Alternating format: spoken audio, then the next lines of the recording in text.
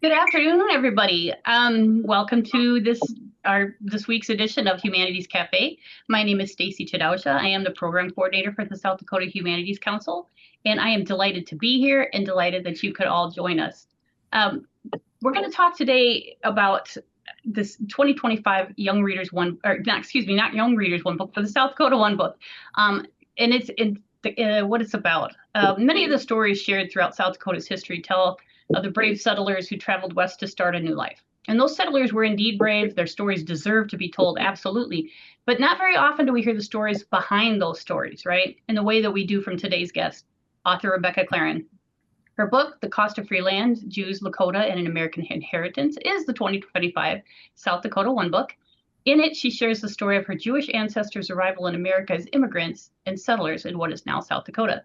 In doing so, though, she also tells the story of the land they came to possess and the cost of that free land to the Lakota people. Rebecca, it is both a pleasure and an honor to have you join us today. Please tell us a little bit about yourself, who you are, and what you do. Oh, thank you all for joining us. I'm really thrilled to see so many little boxes on the screen, and I hope to see some of you in person later in the month at the festival. So I live in Portland, Oregon. I am married. I have two kids, and I have been a journalist writing about the American West for more than 25 years. I, throughout my career, have come to think of my job description as sort of how do you take seemingly very boring policy and law, which of course impacts us in the West so much, but show how it plays out in the lives of families, communities in ways that are anything but boring. And yeah, I'm glad to be here. Thank you. Could I ask everybody to please mute your microphones? We're getting a little bit of feedback here, and I want us all to be able to hear Rebecca speak. So if you could mute your microphones, that would be wonderful. Thank you so much. So to start off, the title of your book is enticing. The Cost of Free Land, Jews, Lakota, and an American Inheritance. Tell us what it's about. How did you come to this title? So I thought a lot. So to drop back, I had been writing, you don't write about the American West without writing about rural communities, without writing about Native communities. And over the course of my career, I did a lot of that. And in about 2017, 2018, I got hired to write a series of stories about Native nations that ran in Indian Country Today and The Nation magazine. And it was at some point while working on that series that I had this kind of embarrassingly late realization that, oh my goodness, for all these years, I've been writing stories pointing fingers at the federal government for harmful policies and not finding myself on the page of that story, not finding the way that my own family was entangled in these stories I was writing, because my ancestors escaped terrible oppression in Russia and came to America in part because of the free land on offer under the Homestead Act on the South Dakota Prairie. And that land was so critical to our family's success. I really think of it now, after the research I've done, as a serious foundational piece of their success in America. Not that they didn't work so hard, not that it wasn't a very difficult thing to be a homesteader in the South Dakota Prairie without irrigation. But still, that free land gave them a great chance. And of course, I now know, many of us do, that land came at great cost to my ancestors' Lakota neighbors who lived, the closest reservation was only 13 miles away as the crow flies from the northern border of my family's ranch, which for those of you, I love always talking to South Dakota crowds because you know exactly where I'm talking about. The ranch, what locals today still refer to as Jew Flats, though no Jews have lived there for a very long time, is about 25 miles north of Wall. And the northern end of the branch was not far from Bridger on Cheyenne River Sioux Tribe Reservation. So the cost of free land it really is getting right to the point of what is the cost in all sorts of ways and what are the benefits in all sorts of ways of free land in America today. So what inspired you to write this book? I think it was the years I'd spent writing about America as a kind of outsider to those stories, and that realization I described earlier of seeing that I was a part of this and wanting to be a bit more transparent with my readers, to locate myself and my family, and interrogate in a really clear-eyed way, what are the stories we tell in families and in nations? What are the stories we don't tell? And why don't we tell those stories?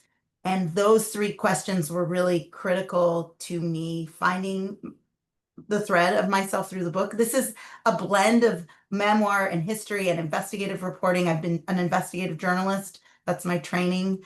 Um, but I'm not exactly the star of this book. I think of myself as someone to hold readers' hands through this complicated, nuanced history that I'm telling.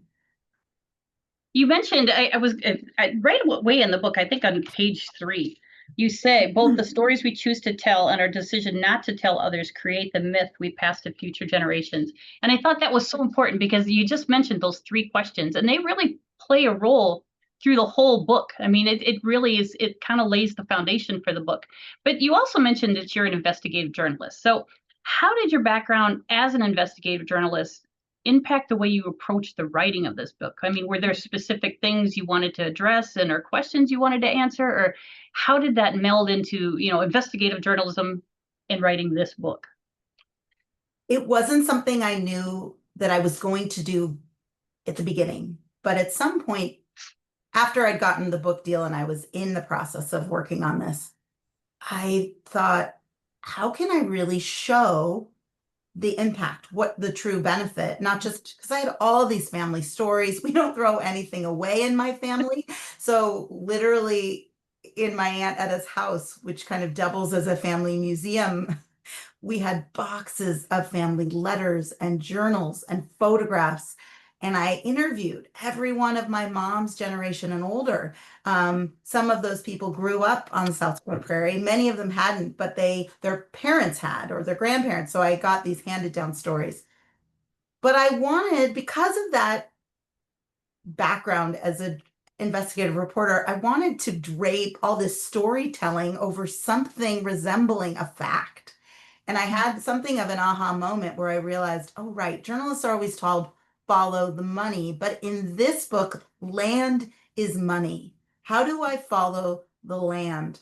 And so to do that, I actually pulled every single deed that my family ended up owning in South Dakota at the Register of Deeds office, 2 different counties, because my family's land straddled. It was mostly Pennington County, but a little bit in Hawken. And then I pulled every mortgage that my family took out on those deeds on that land.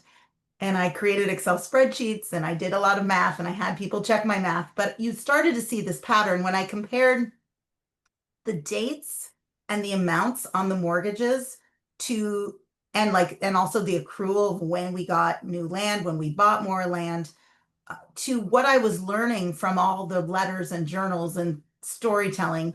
I had created these also. I had Word documents with these big Sinekin family timelines. So I knew by the date of the month of the year what was happening in my family's life. And you could start to see this pattern where they would take out a mortgage for a really relatively small amount of money, but then they would buy more land or start a new business that didn't rely on weather. My family gets very involved with saloon ownership in the Black Hills. Then they get involved in bootlegging, but that's chapter 8. And then, or they would even move. They would take out a mortgage and they moved. Some of them moved to actually Ogden, Utah initially. They thought it was like the promised land. And some of them moved to Minnesota. This was because they thought they would have better educational opportunities for their children in these places. And there were probably more Jews in those places as well. At the same time, they kept their land. Their land it was so valuable to them, not just economically, although I show in my book through that kind of investigative journalism how much the value really was. And I say, when you adjust for inflation, the amount in the mortgages that my family ended up taking out was equal to $1.1 million over the period of time they owned the land, which was between around 1905 and 1970, when my grandmother and her sister sold the last bit of Jew Flats to another Jew Flats homesteaders, their neighbors. So you can see there was real value, but then there was also this psychological value, and we can get into that later, but it was both that I was trying to get at. Interestingly, I tried to also do a similar kind of process for the White Bulls, which are a Lakota family who I've come to know in part because one of their ancestors took a photograph, a kind of mysterious photograph with one of my ancestors in what I think was 1919. What's this about? And I think someone's got maybe their mute is unmuted. Anyway, and I've come to know the White Bull family who live on Standing Rock and Cheyenne River. And I'm really so grateful because knowing them has really changed the way I understand America and my own family history. And so the stories in this book are brought to life. This is a lot of history. There's 75 pages of endnotes in the back of the book. It's a deeply researched book, but I really wanted to bring it alive on the page through the stories we tell in families. So in the specifics, it's my family stories, it's the White Bull family stories. And so I wanted to do this similar accounting of how does land as land is getting gained in my family, how does it get lost or changed for the White Bulls? And I did do that research. I pulled deeds, and you'll see that in the book, but I also ran into a lot of bureaucratic challenges with the Bureau of Indian Affairs, making it very difficult to get those records. And so that also became part of the story, the way I could just waltz into the Register of Deeds, not even a South Dakota state resident, or hire. At one point during the pandemic, I couldn't travel, and I hired a wonderful woman who has a master's in history. She did that. She pulled the deeds for me, scanned them, emailed them to me. But Doug White Bull and I had a lot of trouble accessing his family's information from the Bureau of Indian Affairs. So that became part of the story. And that was an excellent part of the story, because the irony is just right there, that it's so easy, but it's not. So this book required extensive research and tremendous attention to detail, which I commend you for. But or how did you find most of your sources? Anywhere and everywhere I could. I was highly aware that to locate myself in this American history as a non-Native person, in part telling Native history, I wanted to be really, really careful about how I was telling Lakota history. And so I mostly only use Lakota original sources to tell Lakota history. And so I interviewed people that are alive, but in South Dakota, the University of South Dakota has this tremendous archive of oral histories that were taken starting in like the 50s and 40s with it was this American Indian recording project, and the Doris Duke Foundation funded a lot of this work. I'm telling you that because if any of you are interested in finding this incredible trove of oral histories, you'll want those search terms. But those are made available to the public. And so I had this amazing archive of first-person oral history that had been taken by people who could remember Wounded Knee, who were at Wounded Knee, whose parents were there in the middle of the 19th century during the initial efforts of the United States to sign treaties with the Lakota Nation. So this was an incredible source. I also, there's a lot of books written by Lakota historians, and I read a lot of them. I did the same thing on the other side with my family in terms of, and like Jewish sources and Jewish history sources. There is a lot in the state of South Dakota. You have a lot of tremendous small museums throughout, especially, my experience is in Western South Dakota, and I visited as many of them as I could find. And these places are amazing. Many of them I would go to were on the edges of the reservations. And they were just, and the archivist there, Timberlake has a really tremendous one. There's the Klein Museum near Mobridge is another. I'm going to think of more as I get off this call, and they were organized, but they were also this fun experience for me who loves research of just going and digging through a box and finding, like I found something, I think the High School of Cheyenne River created a history of Cheyenne River at one point, and it was a tremendous work of history that of course I checked. It wasn't like my one initial source, but it gave me a lot of leads to what was happening on the ground that I wouldn't have found otherwise. I could go on and on about this. I know you have so many other questions, Stacy, but those were the kinds of things I did. Yeah. So this book obviously could have easily become encyclopedic in nature. With the amount of historical research, the narratives, the genealogical information you have. How did you manage to rein in or narrow down the no doubt voluminous number of stories and subject matter you may have also included in the book? Like, how did you narrow it down? That's a great question. I wanted this to be pleasurable for the reader. And before the book I wrote before this one is a novel. It's called Kickdown, and it's the story of two sisters struggling to hold on to their family's ranch in Colorado in the midst of an oil and gas boom. And I had written a ton of investigative journalism about oil and gas development in the West. But the process of writing that novel, which I don't think is a perfect book, but it was my best first novel that I could do, and I'm so glad it exists in the world, taught me a lot about storytelling, I would say. And so I tried to take the skills of narrative that I learned from writing fiction and apply those to structure and plotting for this book. I also was so grateful to have, this book came out with Viking Penguin, and I had really wonderful editors there. And one of them very early said, you are not writing a complete history of immigrants in America. You are not writing the complete history of Native people in America. You are writing a place about where Jewish immigrants and Native Americans and Lakota in particular, where those histories touch, where they push and pull on one another. And that became a very helpful organizing principle for myself, is how do where are these things connecting? And I often say this, and if you've seen me talk, you've probably heard me say this before, I apologize, but I came to feel like for those of us, most of us never learn this history in school. I think that is changing, but I'm 50 years old. This was nothing I learned. I hadn't, what I always thought of as an excellent education. I never learned any of this in school.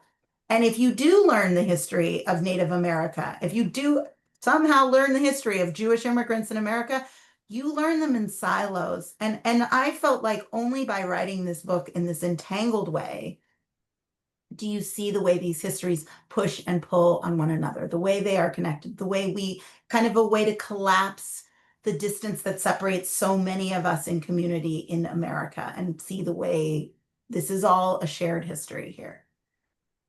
So, and you mentioned that the way they combine. So on one side, you have all these family stories, the genealogical background, the stories, all of that. And then over here is the historical research, right? So how did you find ways to match those up? Like, here's the family story. How do I, or just the opposite, here's the historical, whatever. Right. Well, that's a good, you never know when you're doing this kind of work. I had a sense of like, what are the big historical things that happen in America? But I ended, and I wanted to get at those. And what was so surprising and satisfying was to see what is happening on the big headline in America somehow is also reflected in my family or in the White Bull family's experience. And I really it was a mixture of kind of doing both, of doing a lot of big historical research, but also doing that family history at the same time. And again, using how is my family showing up to the massive amounts of anti-Semitism happening in the early 1930s and 40s, and seeing the way, that's happening at that level. And then you see how my family's responding to that. It's there. There's such a deep connection. Again, it goes back to it that realization that when you talk about big political laws and policies that feel very distant from us, that I found over and over again, they show up in individual family and communities' lives. And so I let the family stories be the lead, but I always deepened those family stories with the historical research so that, to see that this wasn't, and these weren't individual things just happening in my family. They were happening across the prairie. They were happening across the nation. And I have heard from many readers, I love it when I hear this. They said, this is a story about your family, but it has made me think about my own. And I hope that it's because what I was talking about with my family really was happening for so many families everywhere. When I was reading it, I always kept thinking to myself how many aha moments you must have had while you were writing it. So what was the most rewarding aspect along the journey of bringing this book to fruition? The most rewarding? Oh, it's so hard. There were so many. I mean, I was really, to be honest, I was very scared the fear did not stop me from writing this book, but I literally lost a lot of night's sleep while working on this book. Fear that my own family wouldn't want me in the family anymore because I was writing a new kind of family history than the one we had been telling ourselves.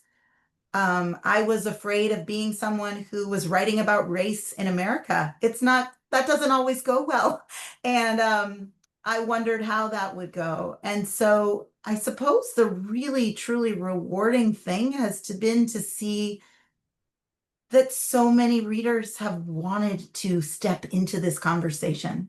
I moved to this moment that so many, here you all are on this call, that people have led with curiosity instead of judgment. And I wrote this to hope that this conversation that was already happening about how do we think about ourselves in American history, how do we grapple with the past and bring it into today and see the connection between the past and this current moment and think about how we do repair and move forward, that so many of us are wanting to engage. That's really been the most rewarding thing. Would you say that fear that you mentioned was probably the most challenging part of writing the book? Oh God, there were so many challenging parts. But sure, we can say that was hard. And but it was also like, what does it mean to write about your own family? And so that was really a huge challenge. My Aunt Etta, who unfortunately died almost a year ago, but if you've read the book, you have come to know her a little bit. She's my great aunt. She's our family matriarch. She's a very fierce woman who had always told our family history in a way that was pretty flattering. And so she had, and I included in the book, she really at some point said, I don't want you to write about this. Don't write about it. It's going to cause harm. And so figuring out how to navigate that, one thing you don't know if you get to the end of the book is that I'm really grateful to say that in the end, she told me she was really proud of this book. And even in the last days of her life, she was in the hospital and she was bragging to the doctors about her niece who wrote this book about her and her family. So I'm really, but that it wasn't done without a lot of listening, we literally, at one point I sent her an early copy of the book and we proceeded to have 2 5-hour-long phone calls going through all of her notes for me. Many of which I did not attend to, but some of which I did, but I really didn't change anything deeply, obviously I wanted to know if I'd gotten anything factually wrong, but I kept the book as the book I wanted to write for the most part, And I'm glad you mentioned Aunt Etta because we're going to start talking about the book more in depth now. So let's start at the beginning. The book opens with the journey of your ancestors from the Pale of Settlement in Russia to the United States. And it's actually a conversation with Aunt Etta. I think on page 13, she said, to fully understand a story, you must go back to the historical forces dictating its creation. And so was that conversation with Aunt Etta about your family's history. Was that always your intention to start the book in Russia? Yeah, actually it was. I think, well, it's hard to say because I interviewed her. That conversation happened before I sat down to start writing. So it's possible that really did influence me but my first draft was always, we got to go to Russia because it felt important to me to write as wide and as deep of a history as I could. And so many of us, in fact, all of us who are non-Indigenous have come to America for someplace else. And so trying to understand, I guess I'm interrupting myself here to say, I wanted to write as truthful a book as I could, and I wanted to do it with great compassion. And part of the compassion is understanding the context in which people are living. And so understanding the forces that dictated my family coming to America, taking that free land, seemingly oblivious to the impact that had on their Lakota neighbors. I had to go back to the trauma they experienced in Russia to understand what baggage, emotional and otherwise, and actual literal baggage they were bringing with them when they came to this country, came to South Dakota Prairie. And that helped me make sense of how they navigated life here when they arrived. Well, and for those who may not have yet had the opportunity to read this book, which, by the way, is amazing, what was the major factor that inspired your ancestors to come to this country, and what was the experience of being new to this country like for them?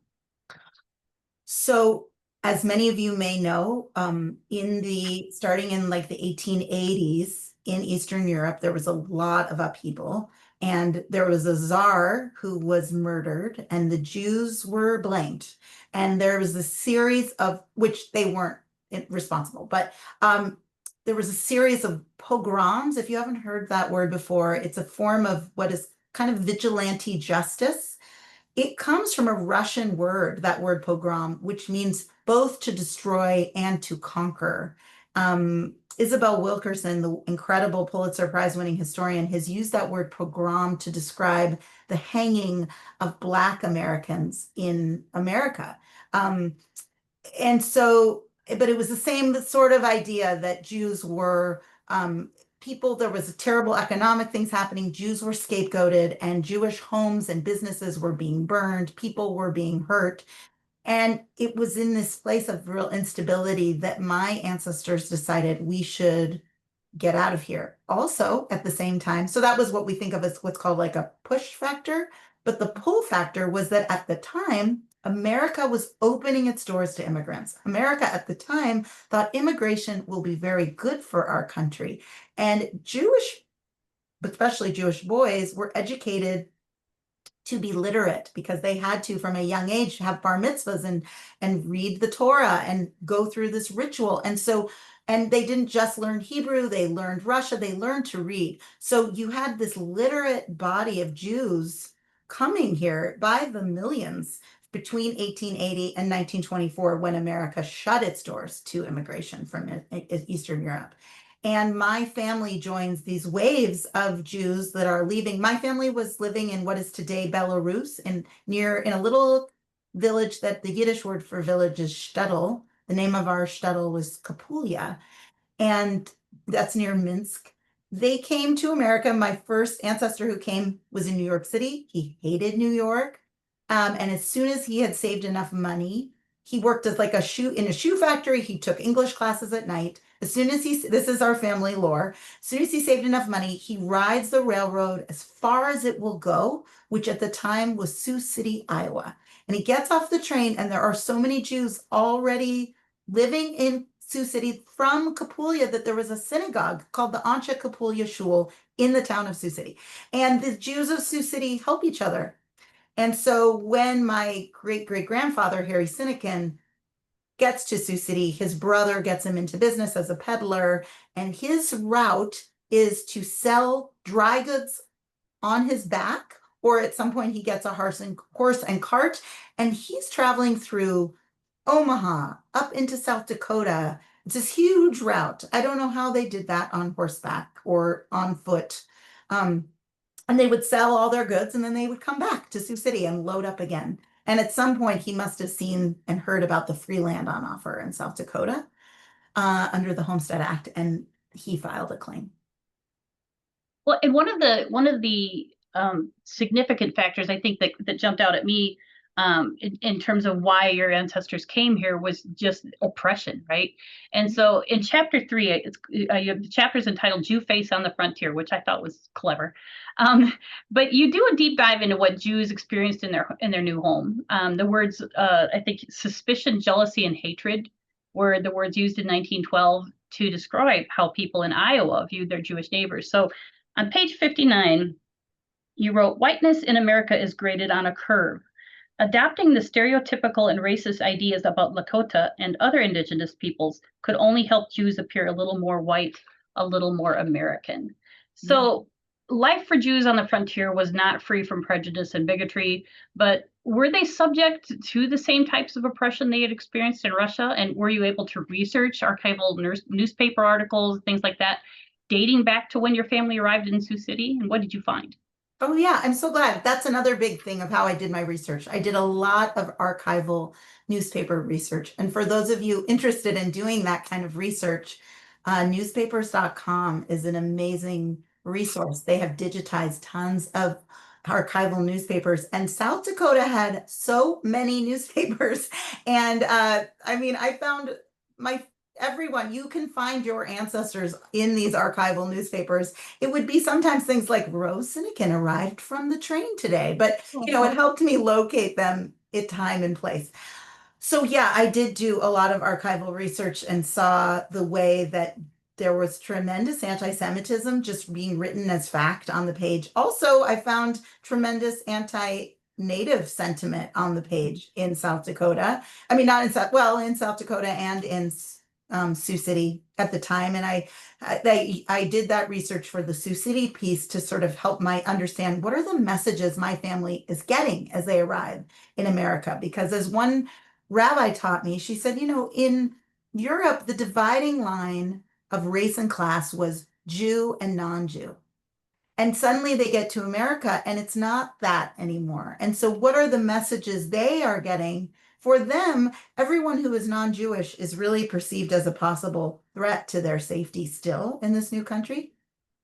That said, when my family gets to the South Dakota prairie, I think it gets to be a little different. My Aunt Etta was always very proud about how her mother was very comfortable, unlike a lot of the other mothers in Minneapolis and St. Paul, who were Jewish and only were with other Jews. She said, my mother was always very comfortable with non-Jews. And she said, I think it's because on the South Dakota prairie, they all mixed. There was a lot less, everyone was sort of working the Yiddish word, their tuchus off to survive. And so it does seem like neighbors were neighbors, at least off the reservation. I don't know. My sense is there was still a lot of, I describe in the book this sort of invisible wall between the reservation and the rest of the prairie. Federal policies that were really engineered to keep Native people from mixing with non-Native people, and vice versa. I mean, you couldn't go, the schools were different, right? The children couldn't go to school together. At some point, Native people needed a pass to leave the reservation. They weren't allowed to leave without a pass from the federal representative on the res. So anyway, I think I'm getting farther afield from your question. That's fine. There was a part on page 107. You said, my family felt more American because they owned a swath of American soil. How does it change our sense of ourselves to learn that our land has been taken from the Lakota at gunpoint or threat of starvation?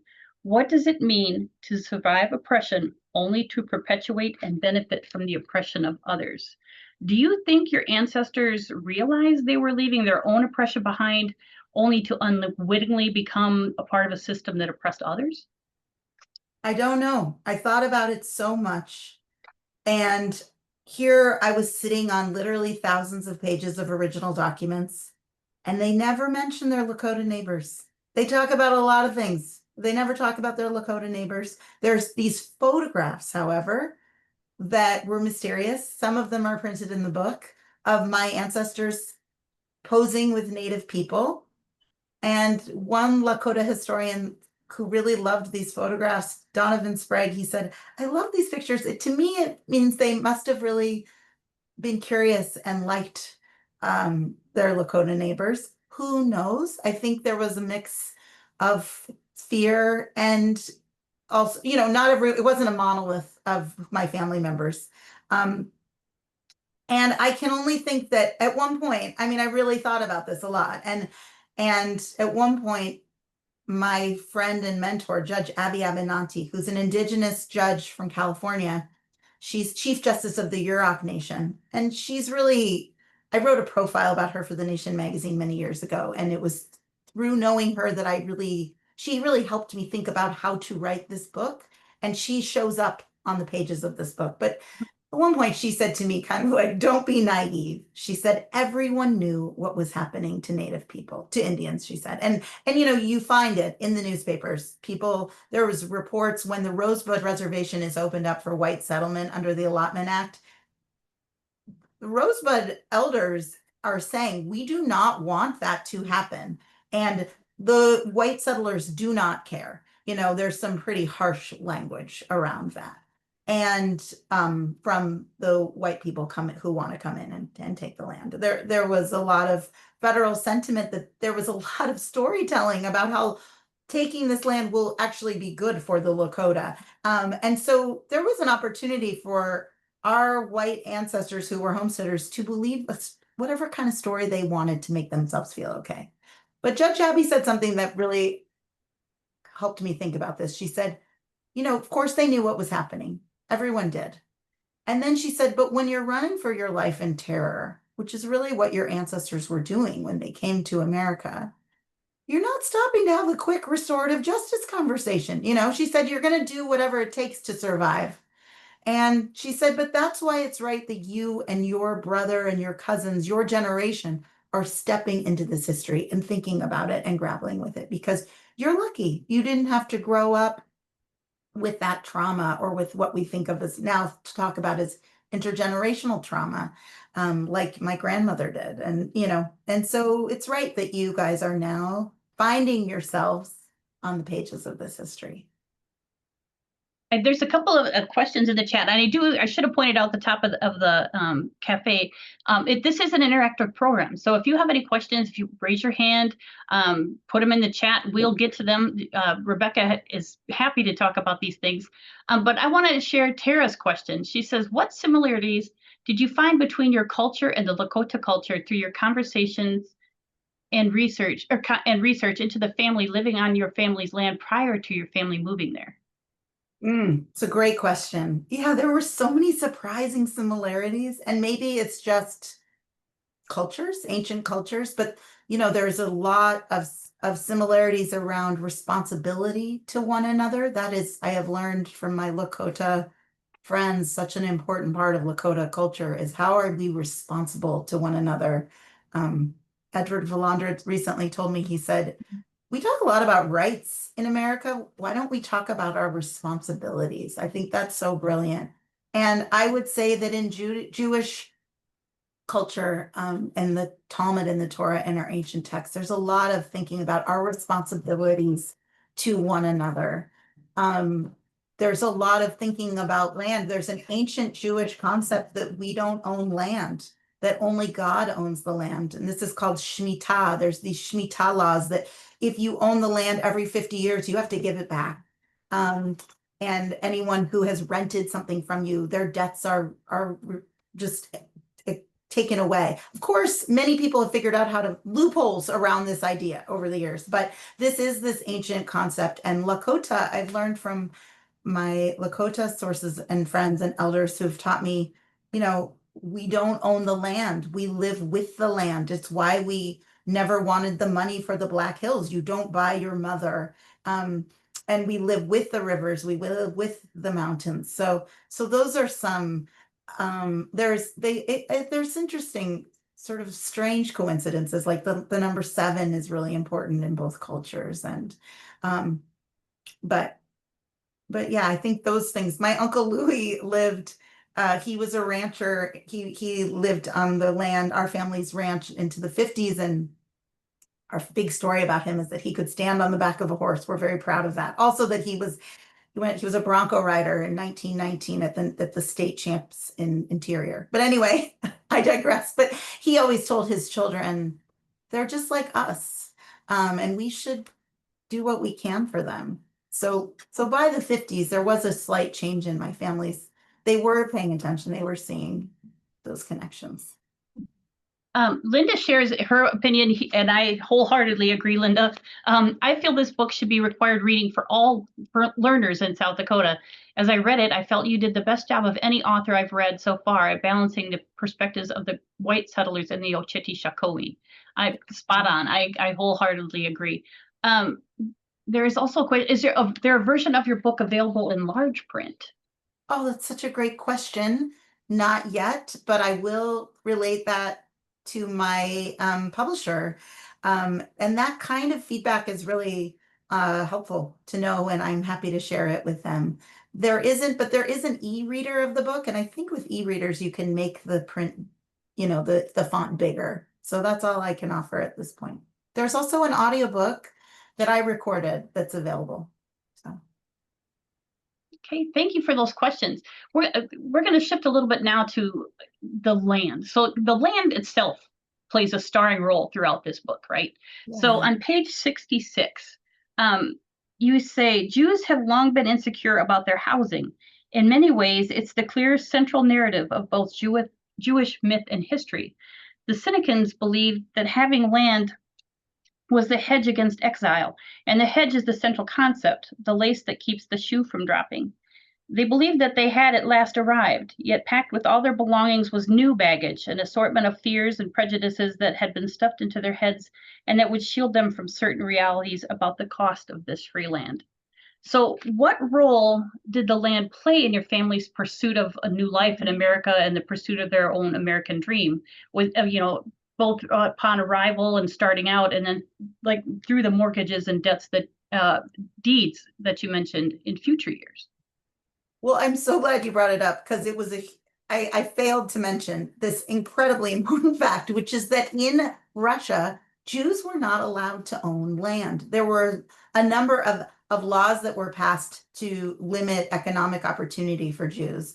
Just like in America, there were a number of laws passed to limit opportunity for Native Americans.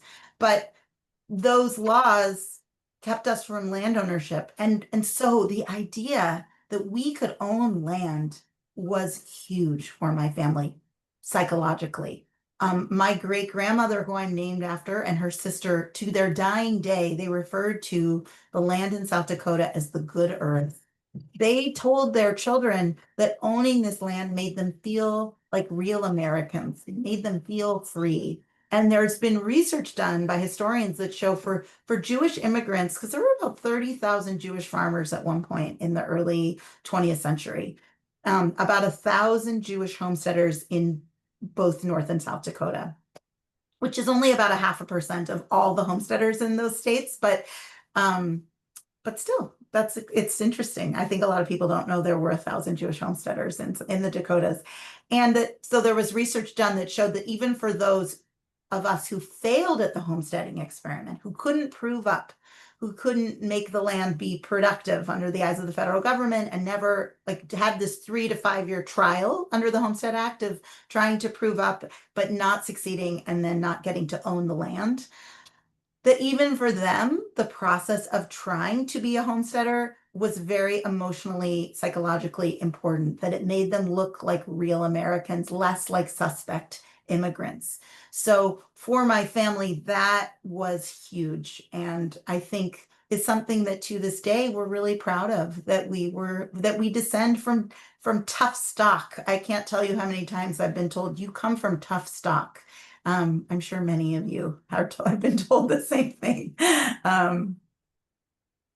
I thought it was one point, I think you said in your book that homesteading was the platform shoes of social class.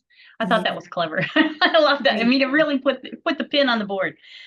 So throughout the book, you provide glimpses also into the Jewish idea of sin and repair or repentance. and forgiveness, explored through your paired study or Havruta with Rabbi Benjamin. So what was this experience like for you personally? And did you come through it with a newfound realization or understanding about the Jewish faith and about yourself? So just to step back, the reason, so when I was talking in my early conversations with Judge Abby Amananti, who I mentioned earlier, she said, I paraphrase, but she said, we know that justice works best when done in a cultural context. Mm-hmm. You should look to the Jews. What did the Jews say? That's your culture. What did they say about repair and repentance? And I didn't know. And I'm really grateful to my rabbi here in Portland, Benjamin Barnett, who said when I approached him about how to do this, he said, this learning will be good for our whole community. And so he agreed to do this traditional form of paired study, Jewish paired study called Havruta. It's really ancient. And basically it's just studying in pairs where you study the Torah and the Talmud, these ancient Jewish texts, and debate them. And the Talmud is basically a book full of arguments between two people doing Havruta together over portions of the Torah and debating them. So we not only read the Torah, finding discussions about atonement and repair and repentance, we also looked at the Talmud for those ancient discussions. And then we also looked at the contemporary rabbis today who are rethinking and looking at these ancient, what we call a drash, a discussion of one of these Torah portions, and bringing it into today's context, in the context of thinking about how do we respond to what one rabbi writes, Toba Spitzer, she calls them America's twin original sins, which is the stealing of indigenous land and the enslaving of human beings. And doing this, so you're getting to your actual question, like what was that process like for me? It was profound.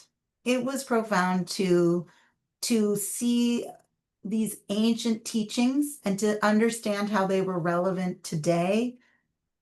Benjamin, my rabbi Benjamin, he says, you cannot look to the Torah and think everything in that is a lesson for how to live. And there are so many problematic passages in those ancient books, things I would never want to follow. And that I feel like when you think about, honestly, when you think about the way that the Netanyahu administration is justifying its actions in Gaza through certain passages they're finding in the Torah, you can see the way that can be incredibly problematic, right? Benjamin talks about how these are meant to be more than anything metaphors, but there is real moral grounding that you can find in them. And I find that it did strengthen my resolve and my sense of how to go about this, to know that there was ancient Jewish teaching about how to do repair and repentance that could guide me in thinking about how my family might respond to the way we benefited from land that was taken in a pretty amoral way from the Lakota. Because that's something Judge Abby said. How do you consider the way you've benefited, not only from like something you didn't directly do, but something you've benefited from still? And so I didn't include in the book every single thing we studied, but I do include the pieces that helped me grapple the most. And I hope that they would be helpful to readers too. Yeah. I found like you have three mentors that you mentioned throughout the book, particularly Judge Abby, Rabbi Benjamin, and Doug Whitewell. How did your my guidance? Aunt Etta, I would include Aunt Etta, yes. Yeah. Sorry, yeah, four. Okay. So how did your guidance from them then meld with one another, and what were you able to take from that? I really felt like they were all so critical in helping me tell this story. I'm a journalist, and I'm often always heartened by knowing that as a reporter, I don't need to know anything. I just need to know the questions to ask and who to ask them of. And these four people are so much more wise and thoughtful than I am, and they all really helped me think this through in different ways. So Judge Abby having this indigenous perspective on justice and the legacy of our history, and Rabbi Benjamin helping me grapple. He's done a lot of social justice work in his career and thinking about how through a Jewish lens and a modern lens to respond today. And then my Aunt Etta being absolutely an expert on my family's history, and Doug Whitebull being really such a respected elder in the Lakota community and world. For those of you who don't know, he is now retired, but he was a coach and teacher throughout Lakota country. He grew up on Standing Rock, but taught throughout the state. And so they all really helped me to make sense of this. And I am grateful. When I was writing that series of stories about Native nations for Indian Country Today and The Nation, I did that for an investigative reporting nonprofit. And we had an advisory board of Indigenous thinkers who helped us do the series with a lot of thought and care. And so when I set out to write this book, I assembled a kind of informal advisory board of people who were scholars and elders and thinkers, both Jewish and Lakota and Indigenous, who I would consult, who I would test my theories and my ideas with to say, am I getting this? How am I getting this wrong? How can I get this right? A lot of that. And before my editor even read the book, I had hired several, I had gotten a grant, and I had both Jewish historians and Lakota historians read the book and give me feedback to make sure I was getting the cultural tone correct. And then I'm very grateful Penguin also hired an Indigenous editor to read the book for us. So there was just a lot of layers of thought into how I went about this and how to do it with care. I didn't do it alone. We don't do things alone. Nope. So we are running short on time, and I have 1,000 questions left to ask you, but I wanted to share one last quote from page 230 because it kind of leads into a couple of the questions that are in the chat. You said, all of us who are non-Indigenous and living in America today are benefiting from stolen land and broken treaties. The real estate the United States took from Indigenous nations is the foundation of our cities, our highway systems, our railroad lines, and the industrial agriculture we eat. Throughout its history up to this moment, the United States has made choices to benefit settlers at the detriment of Native Americans, and the harm is ongoing. In the chat, Mary Lou asks, how do we respond to people who say that was generations ago and they are not responsible for what happened historically? What's our responsibility? And then Mariah also asks, along those same lines, from having conversations with your own family, do you have any advice for others talking with their families about conversations that may be difficult? Are there any tips you would give to help close the empathy gap in those conversations? These are such amazing and important questions, and I'm so glad you brought them up. And my brain is a little bit broken because it's so many things I want to say all at once. So Stacey, just help me if I'm losing the thread, please bring me back because they're both so important. So the first thing is, legal scholars have referred to the Homestead Act as one of the single biggest affirmative action pieces of legislation for white people this country has ever passed. There is something like 92 million of us who descend from homesteaders, something like 25% of adult Americans living today. And other sociologists have done research that show those of us who descend from homesteaders have benefited from the intergenerational wealth that land ownership has accrued. It isn't just in the past. It has made a difference in our lives today. And I know so many of us grew up with stories about how difficult it was for the homesteaders, how much they lost. And I think that all of it can be true. It can have been very difficult. They could have really gone flat, belly up. It still could have made a huge difference in your family's life. So connecting yourself, Rabbi Benjamin always has said, he and I taught a class at one point when I was working on this book for members of our community to extend the learning we were doing with members of our congregation. And he kept saying to people over and over, how do you find yourself on the page? Because so many people showed up to these conversations thinking, this is something I care about. This is a societal issue. It really has nothing to do with me. But when he kept saying, how do you find yourself here? I felt like by the end, people did. And I will say one of the things that seemed to really help was helping people to do their own family research. So in the back of my book, but also available freely on my website, is something called Resources for Further Research. And it is not meant to be definitive, but it is a list of resources that helped me when I was starting out doing my research to figure out, how do I find myself in this entangled American history? How do I really see the ways my family benefited? Most of you are not going to get a book advance to spend 3 years of your life doing this kind of research. I get that. So this was my hope to kind of arm you with some sources. What did the treaties say? And what did your family get? What kind of land? What kind of benefits were made available?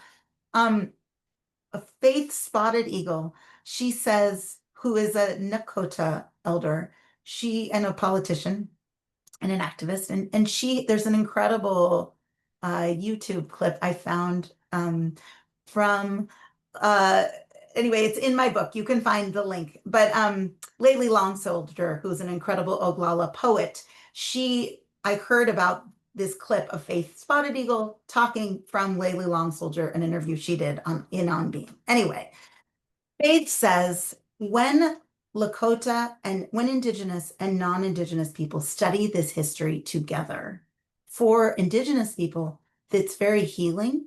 And for non-Indigenous people, it is freedom from denial. And I think what I have found in my own family history is that it can be very painful to see our ancestors as complete, non-perfect people. And it's also incredibly healing. And it makes me feel more compassionate about those of us alive today, that we don't have to hold ourselves up to this perfect idea of who these people were. And we can say, oh, we're messy. That's being a human. Humans are messy. And how do we attend truthfully to what's happened? And how do we take responsibility for that? And how do we move forward?